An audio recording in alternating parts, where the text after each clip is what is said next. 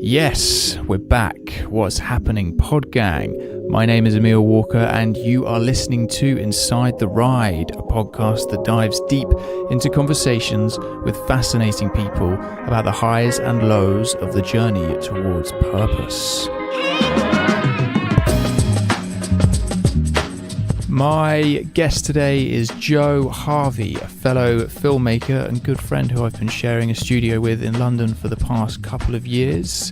When I first met Joe, he was super keen to grab every opportunity that came his way, no matter how big or small. It's been really cool to see where that's got him, and he's now working on productions with much bigger budgets as a director and DOP. He's also in the process of starting up his own production company and agency with his mate Robbie called Raygun, so we chat quite a bit about the processes they've been going through to get that off the ground. Outside of creating video content, he makes a lot of time for rollerblading, which has also crossed over into his work, and from time to time he gets booked to skate around with a camera in his hand, and has even been a gimbal operator on ice skates before. He's also exploring new ways of making money through his skate videos at the moment, and we chat about VOD, which stands for Video on Demand, which takes the old model of videos you would have bought in skate shops in the 90s, but now you can buy a download and 100% of the money goes straight to the filmmaker and the skater. He was about to head to Barcelona with a pro rollerblader to shoot one of these videos, so that should be available on sellfy.com in the next couple of months if you want to check it out. It was super fun to chat to Joe about everything he's got going on at the moment. If you're someone looking to get into film production, this will probably be a great podcast for you. Anyway, let's do this. Please make some noise for Joe Harvey.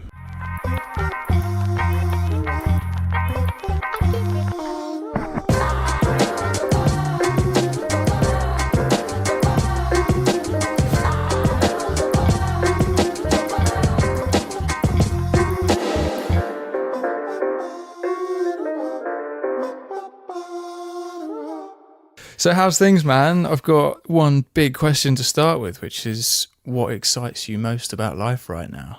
That's a great question. What an opener, man. I knew I could trust you to come up with something fiery. Because you got a lot going on. I always see you're busy. Totally. It's a great question. I feel like I'm really enjoying like the general sort of situation that I'm in right now, which is I guess one of like feeling like I've worked towards this point for the last kind of X amount of time, being 4, 5, 6 years of kind of developing as a filmmaker, as a skater, and kind of exploring those two things creatively over that time and honing what I'm doing. But work and equally my hobby, skating, really, they're very huge things that excite me right now, and what I'm kind of really buzzing about. And skating is something that, as I got kind of older and more down the line with filmmaking, I thought I might be doing it a bit less, but it's generally how it goes, isn't it? You kind of get a bit serious, and if things aren't really making money for you, then maybe you can't really spend as much time doing it. That's it. And that's always I think something that kind of limits people to go into like a professional skating kind of, or not limits, but hinders people. And I think the trick, and this is what, to answer the question exciting me, is pun intended. Is to combine the two and kind of allow each one to feed into the other, and to kind of manage to combine them in a way that makes it feasible, and is exciting, and one kind of one can enhance the other. And so it's been cool seeing a lot going on, seeing all the Instagram videos you make of like sessions down the park or whatever. Makes me feel like a little part of me has died inside. I don't have that anymore. It's always like when I was skating as a kid, I was like, like one day I'll be able to make wicked movies, and I can make films, but I don't skate anymore. I know. So It's so true. Like I saw one of them, actually, the videos recently was in Epsom, and I saw a load of kids just kind of chilling out by the skate park and just doing normal things. And I was like, that's a bit of me there, like, that kind of whole childhood, just hanging at the skate park, like. And that's I agree, it's such a nice thing to be able to just go to a park and be consistent enough just to bring the camera and kind of churn out these kind of little creative edits and just kind of your my viewpoint on kind of just little park sessions, and the fact that you feel that is a kind of means that like I'm kind of capturing something that I'm meaning to. So yeah, that's good. Oh man, how like being a kid back in the day and just spending endless summer evenings at the skate park. Yeah, like I was chatting to a guy that I know, just talking about like childhoods, and he was just like, "Why would you skate all the time?" And I was like, "I thought everyone skated. Like, why would you do anything else?" Yes, exactly. Like, what else did you do with your time? Like, play FIFA? Yeah, totally. You're on your way to. I was ever on a way to a session or competition. I'm like, what else in the world is there other than skating? And like, that's it. The thing, like movement, like being out. Exactly. Living for it. I'm the same. Yeah, totally. Me and my little brother, we used to go out like just so early, like 6 or 7 o'clock in the morning, and all the neighbours would just be like, "Shut up with your grinding of the curbs." Yeah. You're so annoying. Yeah. So how do you think that your kind of background in skating has influenced your step into your like, well, your vocation, your career? Yeah. Like, has it made a big impact? Yeah, I think so. I think it has, definitely. I think, and it keeps surprising me in the ways that it does. But yeah, like starting off with kind of, obviously, I can't really mention the link without mentioning Leeds and being at uni there and sort of doing like... You do film production? Yeah, I did sort of media with anthropology. So I kind of like mix between like media theory and kind of more theoretical stuff of anthropology. But is anthropology like the study of it's a study of humans and like cultures? It sounds interesting, but that's all I know about. That's it, yeah. And like I picked it because it was so broad and like such a wide spectrum of things you can explore within it. And yeah, it's one of those subjects you're like, what is actually what does that necessarily, like, what does that lead to? What can that but I think it was a perfect partner with media and film production, because it's helps you create the story. Exactly, yeah. So I did a lot of like sort of reading on like, the idea of like being a flaneur in your own city and kind of... What's a flaneur? A flaneur is like this kind of 19th century French, like 19th century like French gentleman who's just like sauntering around the city, observing and kind of taking it all in. Sounds like a hipster from East London. Yeah. Little twiddly moustache. Yeah, exactly. Your modern version of a flaneur. But yeah, and then we were kind of forced to like think about these theories, and skating kind of instantly came to mind when we were thinking about like, ways of inhabiting a city. Or I don't want to go too into like the theoretical side of it, but reappropriating like inanimate objects to be skated on, or to move in a different way. And yeah, those concepts really always interest me. And I think when I did films and essays on that, it was like it led me to think about the link between skating and filmmaking in like a new way. And I guess the way it's like informed it is well, I mean, in a very obvious way, like, so after doing those pieces of work, never would I think after doing that work would it kind of, the two come together in such a way as they did later on, where I've started to actually operate cameras on rollerblades and exploring that kind of movement with a gimbal and on skates. And when you're operating a camera on ice skates, or so no, so that's a perfect there's a man example for the job. Yeah, that's it. So ITV have commissioned a film on Torval and Dean's life, so sort of like a biopic / drama about their life. And I think like our parents' generation will definitely, like, everybody knew about Torval and Dean, like they were a very famous figure skating couple. And so they were doing this whole kind of film on their life, and yeah, they needed, they had it was a big budget production. Like they had plenty of DSP Drama, I think was the people producing it, and it was a big budget thing. And even with all their like techno cranes and the DP that was on it was really successful, and they had a huge grip team, which I became really, really good friends with, these South African guys that were so good at what they do. Like the rigs they built to go on the ice was just incredible. But even with all of that, they still needed someone on the ice with the skaters. So like Torval and Dean had a stunt double pair that was acting in their place, and of course like the stunt double were actually professional Olympic ice skaters, but couldn't wield a camera. We couldn't show their face at any time because obviously they're double. And then the actual actors playing Torvill and Dean were on screen acting wise amazing, but couldn't skate. So we had to constantly like be cutting between the edit. You know, the challenge was to constantly find places to cut between. But anyway, so even with all that kit and all the approach and the team they had, they still needed someone on the ice with the skaters. So I eventually got drafted in to be on ice skates with a Movi Pro and Elector and the whole How much gear. was the gear worth that you were? I mean, I tried not to think about it. It was like probably like, Like X 40 amount. grand? Yeah, like it really depends on like, I mean, how much that lens was worth that I was operating, but they're all Cook anamorphics or. So yeah, we're talking like 50k probably on ice in my shaking hands. No, yeah, it was hilarious, but it was a new challenge completely. Like having always, because she didn't say, "Oh, can you ice skate?" She just assumed, she was like, "Yeah, you can rollerblade, you can do it on ice skates." So have you seen that movie I, Tonya? Yeah. Apparently that was shot on film.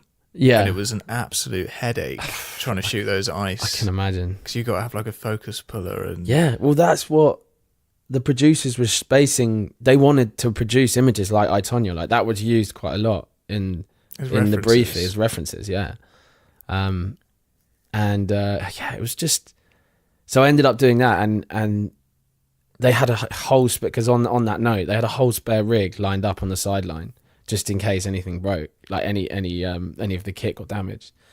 And I actually only fell once with the camera, and I was trying to do this really difficult tracking shot where I had to be side on with the two skaters, just like and like I had to run to kind of like get speed, because we tried the grips like pushing me, the grips were on hand to like, you know, help. But I tried this shot and it was just impossible, and like that was the only time that I fell, and I managed to just literally hold the camera up, I just dinked the matte box a little bit, but managed to keep it all up. And they were just, at first I thought I was going to be in like a load of in trouble, but it turned out they were all just like, "How the fuck did you save that entire rig? Like, you're a hero!" Like, and they're all so like amazed that it wasn't, you know, worse. And that was cool. That was quite a good moment because everyone was just like so impressed with it. But yeah, they had another rig standing by and it went on. But are you pretty good at ice skating then? I'd like... Well, I think I had to learn, like I hadn't done it in years, but it was one of those moments as a freelancer, especially like, so I've come into the industry in quite an unorthodox way, and it was one of those times where you just think, right, I've got to take this challenge head on. And the same with skating. Hadn't done it in years, but obviously it is quite close to rollerblading, which I do very regularly. So I had to step up to the mark and just get it done, and I did. But it sounds like you've been pretty good at just saying yes to a load of opportunities. Yeah. Is there any opportunities you've said yes to that you've been too far in over your head and it's all unfortunately come crashing down? Yeah, definitely. Yeah, no, you're right. You touched on a very good question, because I think like I have always been quite a yes man, and that has been, I think, especially with filmmaking, because I wanted it so bad that I just thought anything that comes my way, like as you do when you're learning, right? Or you're cutting your teeth. And I definitely did some projects where I'd said yes to, and there was probably not enough budget, and I was a bit out of my depth with it. And I'm quite a confident person, so I didn't want to admit that to myself. I was just like, no, I've got this, like it's all good. But that was like a project for Dexys. So Dexys Midnight Runners, their most famous song is Come On Eileen. Oh mate, I love that song. Come On Eileen. Yeah. It's in one of my favourite snowboard videos back in the day. Really? Yeah, it's just like such a classic. And those songs that are in your like classic videos are always ones that stay with you. Yeah. Really. There's a few like really terrible hip hop tunes that are from like an Osiris VHS that I used to have, and like, but if I ever hear them, I'm like, this is sick. And people are like, what are you talking about? I know. Like it's really song. like cult niche like collection of films that you love. Like, yeah. Well, I know that all too well. But yeah, so like I took on this challenge, and it was and again, like Harry Reevely is a good friend of mine and a very talented director, and he works solely in fashion now, but he was an old rollerblader friend of mine from Saffron Walden. So he first sort of gave me a few links to creative people and people that are working in film in London. So again, that's how it links back to skating and kind of that original kind of crew we had in Saffron Walden and Sandford and Essex back in the day when I moved from London to Essex. And yeah, it was, so it just shows how, you know, how that connection still lives on. So he put me in touch with Warner Music and Dexies, and they were like, right, we've got $3,000, like we want to create a feature length documentary on Dexies Midnight Runners. Surely the royalties off of that Come On Eileen track can pay a Yeah, little bit more I know, than you'd think, $3,000. couldn't you? But you know, Disappears to the hats label, off to doesn't it? Kevin Rowland. Like, he's a friend of mine, and we get on really well. And throughout that whole process, we sort of, we found a kind of respect for each other's work and stuff. And we spent a lot of time together editing and in similar setups like this, like, you know, in my room or something. He'd come round. Oh yeah, it was one hilarious time. That Kevin came round to like look over an edit, and it was at my mum's in Tottenham. I was living there at the time, and he was like, my mum was cooking a vegetable curry for me and him, and it turned out, so we started serving it up, and we only had white rice, and Kevin was like, have you got any brown rice? And my mum was like, no, but I can go to the shop and get some for you. And Kevin and my mum ended up going to the shop, and she was already like starstruck with Kevin Rowland being in the house, like her like some, like, you know, ultra celebrity when she was growing up. So Kevin being Kevin was like, have you got some brown rice? And don't take the wrong way, Kevin, if you're listening, but yeah, it was so funny. I bet your mum was loving it though. She's like on the way to the shop with a big smile going, yeah, I'm just going to get some brown rice for Kevin Rowland. Like, yeah, and like her friend Spaces like had a massive like thing for Kevin Rowland. Yeah, it's so funny. And so that documentary, when we were filming that was like one of the first big projects that I sort of took on as a kind of budding filmmaker in London. And it's still such a big project. Like if I took it on now, like budget aside, like, I mean, how long was it? So it ended up being like an hour and just under an hour long. Yeah. So like I did multiple interviews with, like, you know, 10 band members, past members of Dexies, and we shot through 2 or 3 music videos that sort of went that like made up some of the material. We did recording sessions in the Premises studio in Hackney, on Hackney Road, and was in the booths with all of them. And so like it was a great opportunity, and even if it came along now, I'd like, it would be a big undertaking, and I'd love to do it, you know. So I sort of took it on, and obviously the budget was tiny for what they wanted. It's just, I guess with things like that, like I've been in similar situations where you kind of have to weigh up like the contacts and the opportunities, and like you were saying, the chain reaction of who you're going to meet from. Yeah, exactly. And like if you're going to get like more contacts and paid work further down the line, it's kind of, you have to do that. Exactly, totally, you do. And like that was, I'm sure a lot of people might have said no to that because it was so low, but there was like a real opportunity there to make something creative, I think. So it was like, yeah. So I took it on, but I was just over my head completely, because actually I wasn't over my head with the shooting element or the material itself was really high quality. Like I'd already started shooting with a gimbal and had an A7S, and we were renting FS7s and stuff for like you do. But it was the actual, when it came to the edit, putting together like an hour-long documentary with a narrative, that really, like, I had all this interview material, and I was like, what the fuck do I do?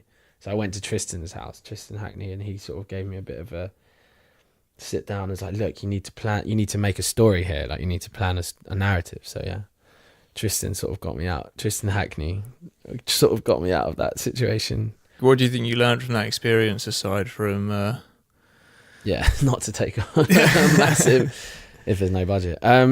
I mean, you must have learnt like a lot. I learned a lot about storytelling. Yeah, I definitely learned a lot about stitching things together, and like quite literally, but also, yeah, how to build a narrative, like with multiple interviews, and how to make a documentary kind of compelling. And I think looking back on the film, like I'm still sort of proud of it. So the fact that I can say that 3 years later or 4 years later, I'm not proud of any work from even like 2 years ago. Exactly. And I'm not proud of all of it, but there's aspects of it that I still think are good. But what I learned from it is just to I guess again, it was a lot of positive lessons. Like always, I'm glad I did it. Like always, kind of take the opportunities that come to you, obviously, but also, don't be afraid to kind of be like, you know, ask the questions you really want to make to kind of to feed into what you're trying to tell narratively. And I learned a lot about. I had to reshoot a couple of interviews and stuff, and I learned a lot about the whole process, like generally. But I think I was just on to the next thing, like. And me and Kevin did do a lot of work together, and we have recently as well. And that's good. You managed to maintain a relationship with someone. I feel like taking on work like that can quite often taint the. Well, luckily I was willing to like do a lot for kind of. I would just had a fee, and that was it. So they were lucky. I think we were both lucky. We both needed each other at that point. So like fast forwarding to now, I was looking over that new show reel you were building yesterday, and like super impressed with like, well, thanks, since man. I've known you in like not even 2 years, 2.5 years, it's like you've stepped it up massively. I wonder, like, do you actively like challenge yourself? Do you actively like push yourself, or is it kind of like an organic process? It's a good question. I think I'm definitely someone that I think, like, a lot of people that know me would say, like, I'm always looking for the next thing, like in work. But yeah, I think I definitely push myself for sure. But I'm definitely quite self-motivated, I think, quite like naturally. But yeah, it's so good to, I even look back at, I'm quite like pleasantly surprised when I look back at my work over like 2 years ago. I'm like, Jesus, like pat on the back, like it's come a long way. But I think also like who you meet along the way and the clients you have and the, you know, the different things you go through sort of dictate that path as well.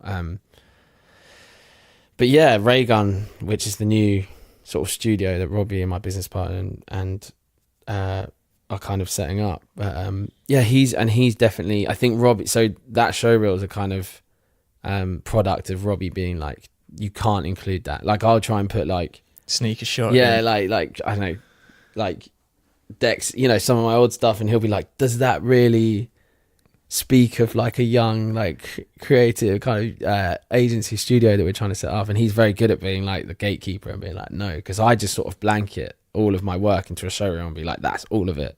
But he's good at picking like the bits that kind of sell us best. So I definitely think it's like that's like a product of us collaborating. But how's it been kind of joining as a team with new ideas? Yeah, coming good. To the and table? I think like that's so important, like to be able to like, so like the way I'm progressing, and like to answer your question, like, yeah, is it kind of a self-motivated kind of thing, or do you push yourself, or does it happen organically? I think there can be a bit of both, obviously, but I think like it's so important to keep collaborating. I know it sounds so obvious to say, like it sounds so like cliche, but just to keep collaborating with new people. That's the only way you're gonna, and people that are better than you as well. Yeah, definitely. That's what I found. For sure. Easy to collaborate with people that you want to hang out with, but if they're not necessarily going to challenge you, then totally. Maybe it's not the right relationship to be. Yeah, and we were speaking about this in the office, weren't we? About like constantly kind of the danger of like stagnating and being just doing the same thing for the same time. Getting too comfortable. Yeah, and even that's like I'm not like knocking that. I feel privileged to be in that situation, to have like a few solid clients, and you know that's what a lot of people would kind of. There's no need to like scoff at that. Do you know what I mean? It's like a nice thing to. I'm just complaining because I've got regular work. Yeah, exactly. Yeah, and it's like, but yeah, I guess if you feel like you've got a perspective, you know, something to show, then you do want to keep challenging yourself. So I think that's really important to keep that going. Do you find that you have to kind of split your time between like your skate passion projects and then your paid work, and then like your pitching work essentially, which is also going to be paid, but it's, you kind of got to save a bit of room for that side of it, I guess? Definitely. I think like it's a catch-22, because I think as you're progressing and as you're growing as a filmmaker, you obviously need that more commercial work to fuel your more creative projects. But I think you get to a point where that it rolls into one, and it should do for really, ideally, like in the ideal world, I want to be pitching for jobs that I can use that kind of skating and creative kind of abstracty element within the piece. Is there any money in skate videos these days? It's a good question. So there's a project that's coming up that I'm going to Barcelona on the 29th, the end of this month, to film with a pro skater called Nick Lomax, and he's a friend of mine and fucking amazing skater. It's going to be pretty good for skating in Barcelona, isn't it? It's like the Mecca. It's like literally the skaters. Like paradise. Skaters move to Barcelona just to skate. Yeah. So Nick's from Bolton in Manchester, like the proper Bolton lad, and like he's moved to Barcelona. He's been there for years. And yeah, so we're is there any money in skate? So yeah, like a huge trend in skating is to be releasing these like VODs. So video on demand basically is what it stands for. So you can download like a really well produced piece with some of your favorite skaters in it, and you can I think they're so popular because you can directly support the skater and the filmmaker. Which, so would it be like buying a skate video from a skate shop in the 90s or whatever? Exactly, but like a digital download. And but especially in rollerblading, I think, because it's such a kind of squeezed industry, because it's like, you know, like participation's not that great, but it used to be, and money got squeezed out of the industry because of, you know, getting kicked out of the X Games and everything. So I think like they got kicked out of the X Games. Yeah, it got kicked out of the X Games.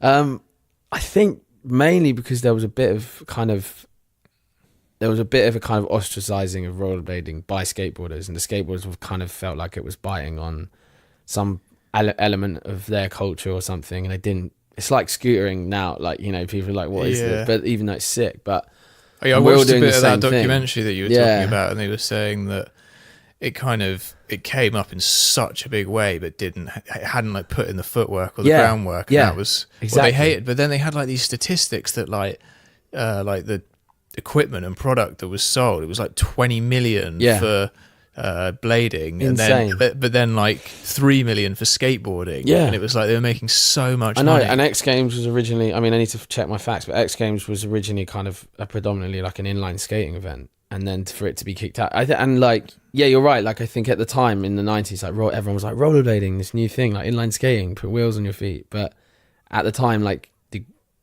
this is another thing, we don't have a proper name, but the aggressive side of it, like the more kind of the trick element side of rollerblading wasn't fully developed. Like people's styles now, it's like, it's insane how far it's come as like a movement, as an art, as a thing, as a discipline. And it's like becoming trendy again, it feels like. Yeah, I mean, I hope maybe so. A bit. Yeah, I hear about it more these days than like, probably because you're around me all the time. Well, yeah. But no, it comes up like a lot more now than it has in the last like 10, 15 years. Yeah, definitely. I think like something can't exist.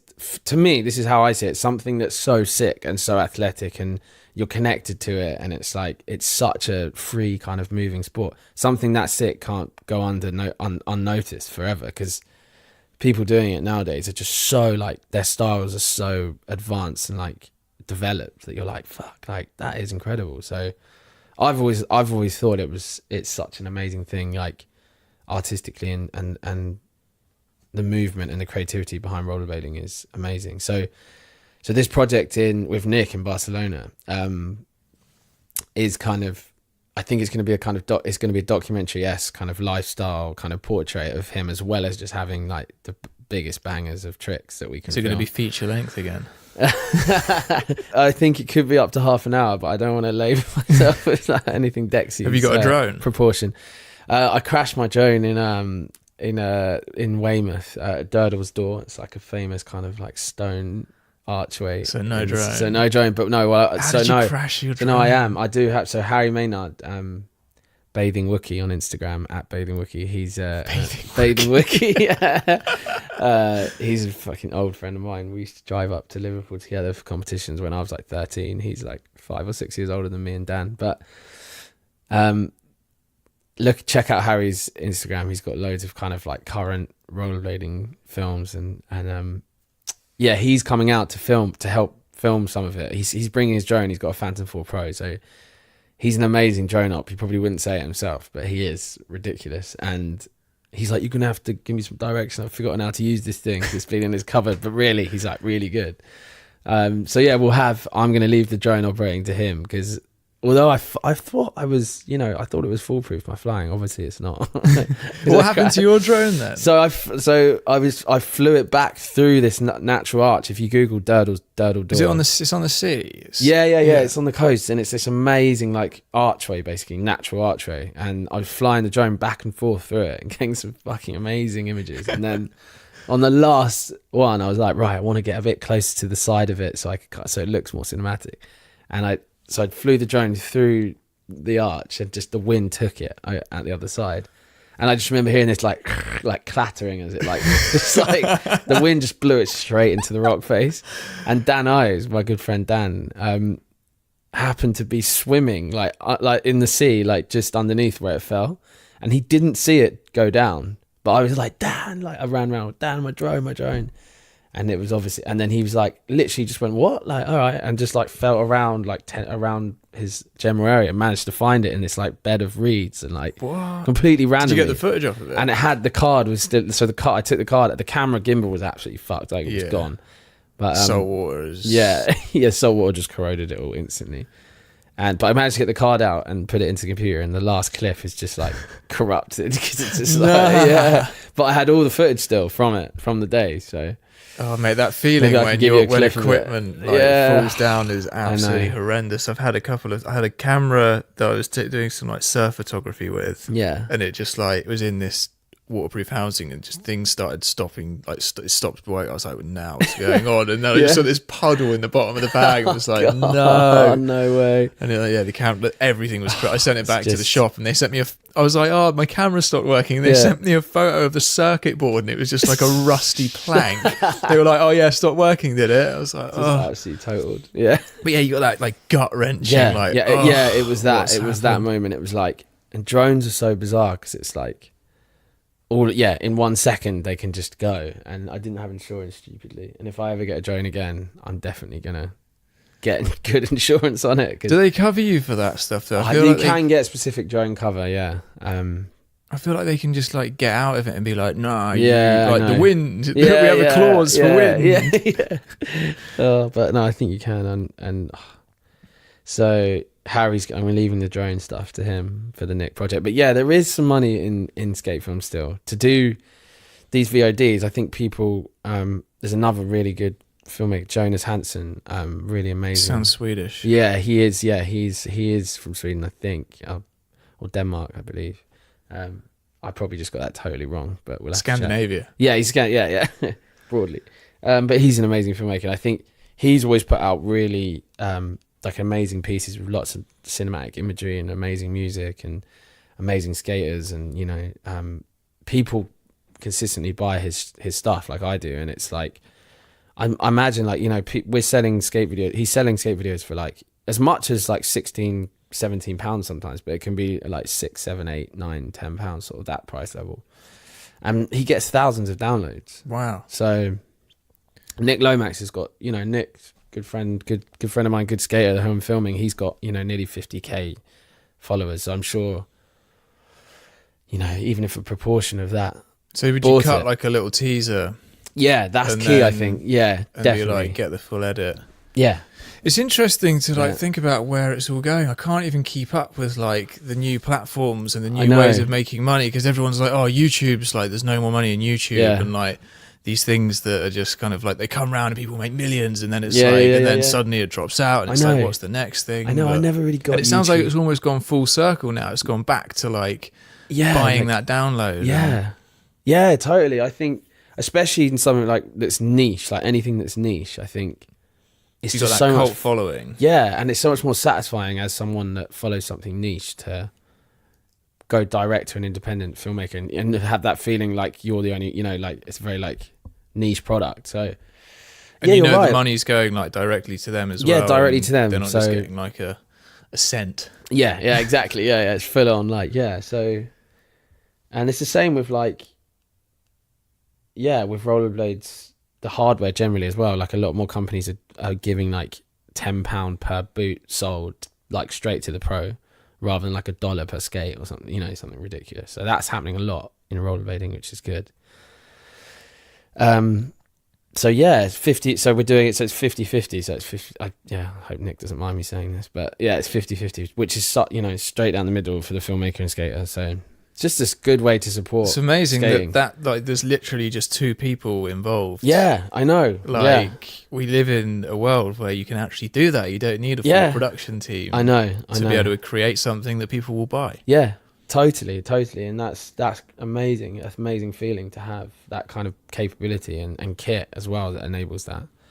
So apart from Harry flying the drone, it will just be me and Nick. And I think I've learned from that recently as well. I've done a few music videos recently where I had a big crew and we were shooting with an Alexa at night, and it was just like so ambitious, some of the shots I'd proposed, because we had to light each shot obviously and power the lights. And so, and then I did another shoot with Theo a few days later. It was just me and him, and that was really productive. So I feel like, more and more I'm thinking, I think because I came from that sort of background of self-shooting. So yeah, it can be the most effective way to get things done. Just you and just a very small crew, compact. Have you got any other like little business models or business plans you're going to pursue like this? I think avenues of making money. Yeah. Well, firstly, it's something that I've wanted to do for a long time. Like really put some time into producing something really memorable, like skate wise. And then Nick's been talking about maybe reinvesting the money back into further projects like that, or or more initiatives that maybe there's that get kids into it, or kind of there's loads of things we've been talking about. But so that and Raygun, which is what Robbie and I are setting up, which has an agency, we're kind of celebrating that kind of inclusive nature of filmmaking and how we like to work and all that stuff. But this VOD will be the first of many, I hope. Have you had any like formal business training, or are you just going into business? No, literally, no, I haven't. That's a very good question as well. I haven't. The whole idea of running your own business was completely alien to me when I first started. And like my parents mum and dad are like, my dad's a musician, my mum's a midwife, so they had no business background at all. And they're all, and I didn't, it was all very new to me, but I've sort of been making it up as I go along. I'm not going to lie, but now I'm obviously at a point where I've got a sound knowledge. And actually, even though I have been making it up as I go along, I've always been quite a quick learner, I think. So I've just that's the best way. You've got to, sometimes it can shoot you, come back to bite you. But, I remember when I first got an accountant, I was just like, I just sent them they were like, yeah, and where's all the rest of it? Like, where are your outgoings? Like your phone bill? And it's like, oh yeah, like. Yeah, do you know I was what I mean? like self-employed for a couple of years before I realised I could claim my phone bill and my travel and stuff. I was like, oh, all this money. You're like, why should I be able to claim that? I just claimed like a camera and a box. Yeah. It's funny the things you pick up, isn't it? I know. So I started to pick that all up, and I think, and then even like the whole being VAT registered now and everything is like lots of accounting, but luckily I'm teaming up with Robbie, which means I don't have to worry about that. Yeah, I never signed up for the numbers, but it comes with it when you're taking on everything, doesn't it? Exactly, it does. Yeah, but I think I encourage people to just filmmaking is a great way to kind of be a bit more independent. I mean, obviously, you have to have this, a want to do it, but it's a good way. It's very it opens doors like that. You can be a bit more kind of free and have some, be more liberal with your life, your work time, your work-life balance, and which I love about it. Have your parents always supported you with, not financially, but in your decisions with filmmaking? Because it's kind of, you're not really set up for a sure thing, especially when you're freelance. It could not work out. No, totally. Well, quite possibly. Yeah, absolutely. I think my parents are quite open-minded. They've always been very supportive of the skating thing, and they were great in kind of letting me have as much freedom as I wanted, but also, so in that way, they've always supported me, and also they can see that it's working, so they're they love it. So I think my dad's a musician. So, and what does he play? He's a bass player and an acoustic guitar. He's always been metal band. Yeah, he's secretly like playing some ultra death metal. It's like more kind of like jazz.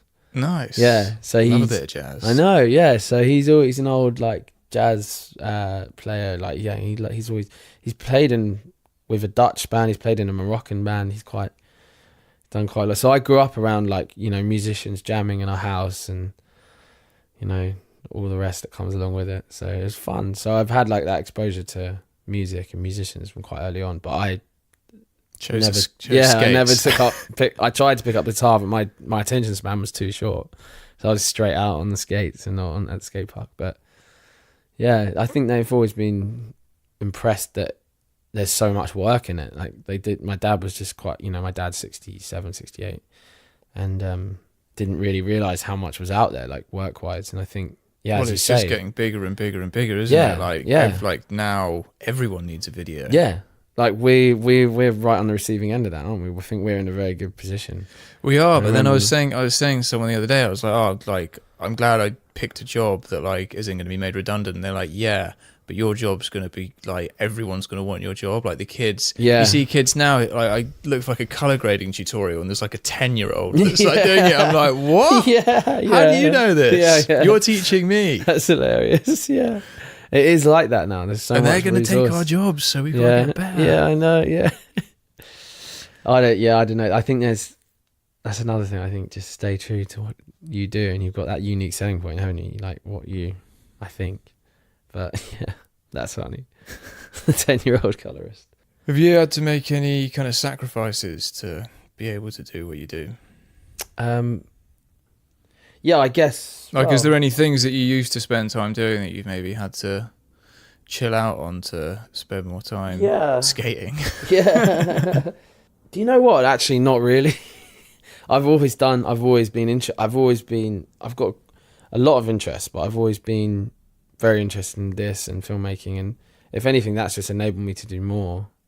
It does. Yeah, you do. You seem to like be pretty good at managing your time to do all the things that you want to do. Yeah, definitely. Yeah, I think like so. I'll sometimes wake up early here and do like 3-4 hours work on edits or invoices or emails, and then I'll go and skate. So I've got my skating. I've trained, like I've kept on it, and then I'll come back here maybe just before dinner, like do some more work, and then eat, and then maybe.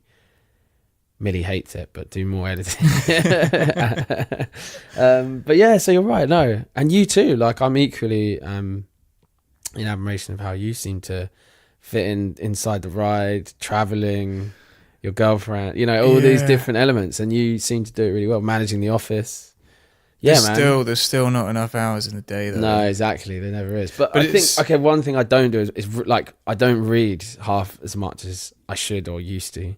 Just because I'm always so busy. And I think, and managing yourself, like physically, it's quite a challenge as well. Making sure you get luckily as freelancers, we can allow ourselves an extra hour in bed here and there. But I think just managing it all and making sure you're staying productive and is very key to making this work. Do you know what I mean? Otherwise it's like, I don't feel like I just need someone to telling me to get up, or I have to be in one place every day at the same time. Like I just don't believe that's the best way of working. And it's like we're lucky to be in that situation. I'm very humble about it. Like it's not like a given. Do you know what I mean? Like it's something you've got to work. Yeah, you can't be freelance if you're having lines till like 11 o'clock. No, yeah, no, you can't. Like I mean, you can, but something will come unstuck. Yeah, I mean, you're not. It doesn't really work like that. Does it? And yeah, I mean, funnily enough, you can, but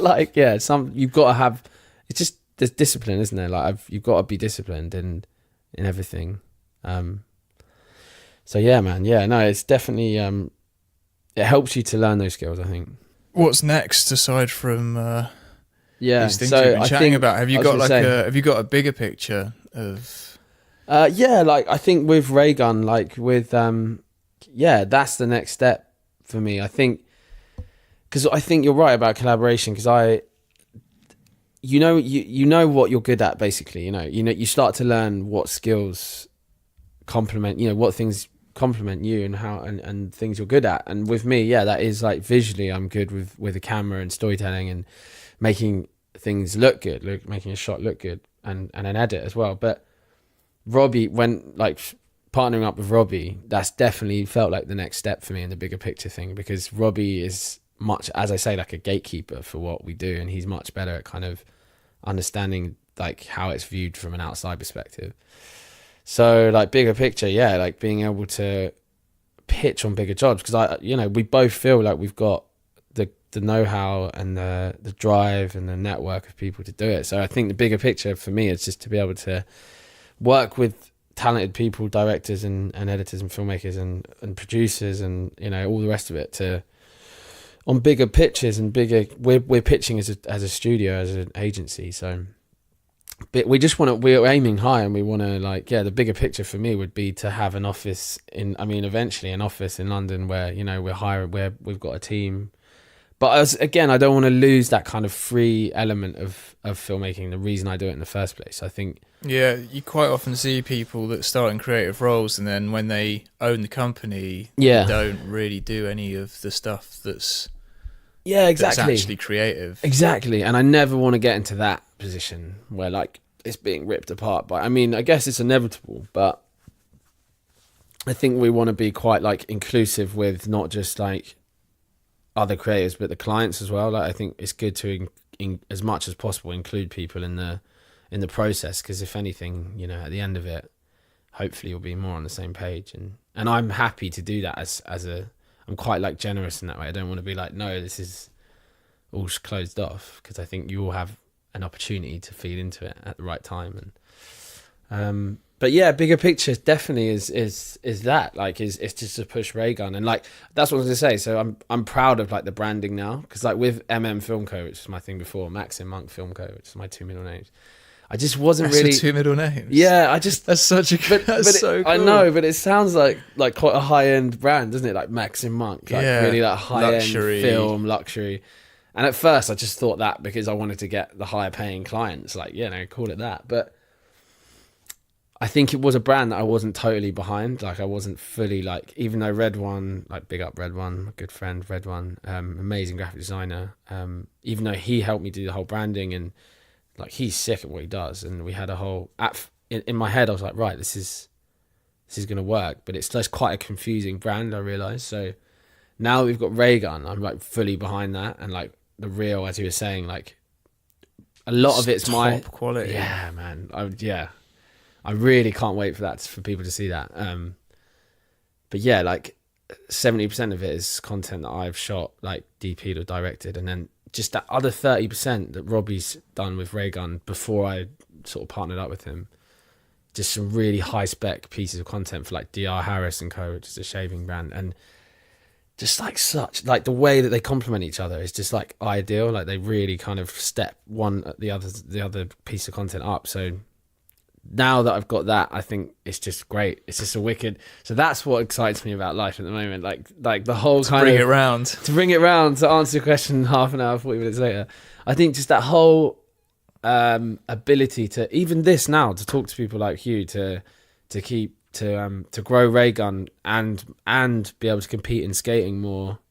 It's just like that really excites me about life, and the way that those two are merging and obviously like. Yeah, coming together, and what it's going to enable us to do creatively is amazing, and hopefully eventually produce films that can have a positive impact on people's lives and improve things or make someone's day or inspire other people. Like I'm not just interested in doing commercial work at all. But you do want to buy a house one day. Yeah, well, yeah, don't we all? The dream, the unattainable fantasy, it seems like now. But yeah, and I know you're very much the same. You do a lot of still trying to figure work. It all out, and I know I can see that, and like I can get that sense, which is amazing. I can see that. I feel like I kind of always want it to be like that, though. I don't ever want to feel like I've found that thing that I just do every day. I quite like being like, like this month I'm going to do these projects, exactly. But then I'm a bit bored of doing that. I might try something else for a bit. It's amazing what you guys have done with the Good Travels thing, and Oh, that's all I know. I'm just the guy that kind of wheels the camera every now and then. But yeah, no, it's I think it's really healthy to like train your brain to think about different concepts, different ideas, and definitely just different stuff all the time. There's a guy called James Altucher who's like a podcaster and entrepreneur, whatever that word means. And he says that you should write like 10 new ideas every day. Really? Like you don't have to pursue them, but just like train that part of your brain, that muscle, to like be constantly coming up with ideas. That's a really good and point. I say it like I do it. I've never even done it. But like, but it is like, I think it's healthy to be constantly thinking of new stuff. Definitely. So it rings true to you, even though you don't necessarily do it every day. I don't know. I do try to think of like of where I want to take stuff 100%. Regularly. I just don't write it down. 100%.